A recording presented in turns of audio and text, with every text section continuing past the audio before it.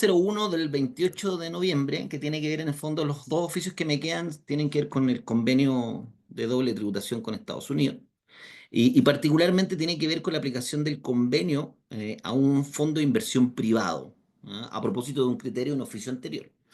¿Ah? De acuerdo a su presentación, dice una sociedad anónima chilena que mantiene en su cartera dos fondos de inversión, dos FIP, los cuales se encuentran en la situación prevista en el inciso tercero del artículo 92, es decir, no tienen el mínimo de aportante, por los cuales en el fondo la ley única de fondos establece en el fondo que si no los tiene en un determinado lapso de tiempo, para los efectos de la ley de la renta, en el fondo se van a entender como contribuyente de impuesto de primera categoría y sociedad anónima y a su vez los aportantes como accionistas. ¿Ok? Eh, y bajo esa lógica, dice en el fondo el consultante, luego solicitar confirmar si un FIP, bajo la situación descrita en el artículo 92, cumple con los requisitos del artículo cuarto del convenio entre la República de Chile y los Estados Unidos para evitar doble imposición y para prevenir en el fondo la evasión fiscal en relación con los impuestos a la renta y el patrimonio, más su protocolo y las demás notas diplomáticas. Y en particular sobre el artículo 10 de dividendo, en el fondo de esta tasa preferente. Al respecto, dice, se informa que el convenio se aplica a personas residentes de uno o ambos estados contratantes sobre los impuestos a la renta y el patrimonio por los estados contratantes siempre que se cumplan los requisitos del artículo 24 con la limitación sobre limitación de beneficios. Luego,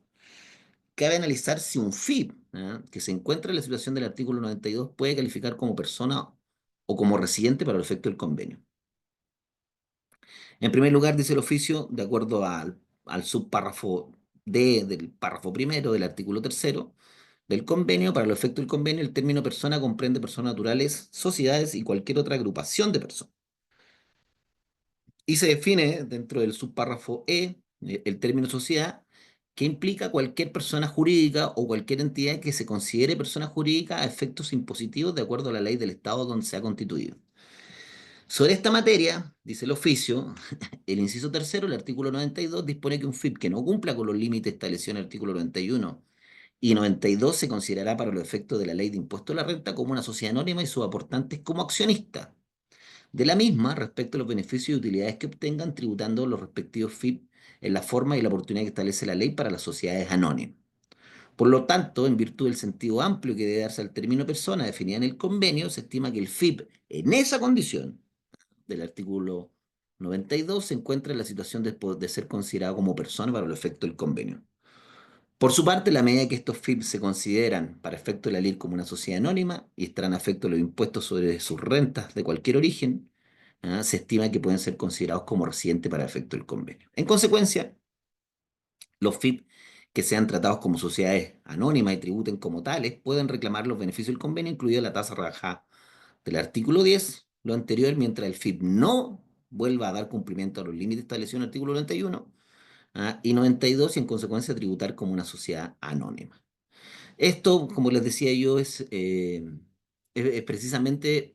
no cambiando el criterio, porque la situación de hecho es totalmente distinta al oficio 1338 emitido por el servicio respecto de un FIP y el convenio de doble tributación con los Estados Unidos, donde, claro, al ser el FIP en el fondo un patrimonio de afectación y no constituye una persona jurídica, no le es aplicable el convenio, y acá está el oficio, es totalmente distinta. Dice al respecto y considerando lo resuelto por el servicio, los fondos de inversión privado ¿m?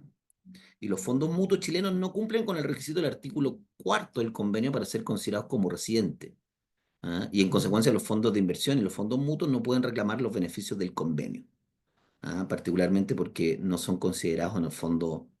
eh, como sociedades, son patrimonios de afectación. ¿Ok? Sí, sí, está clarísimo el oficio. Solo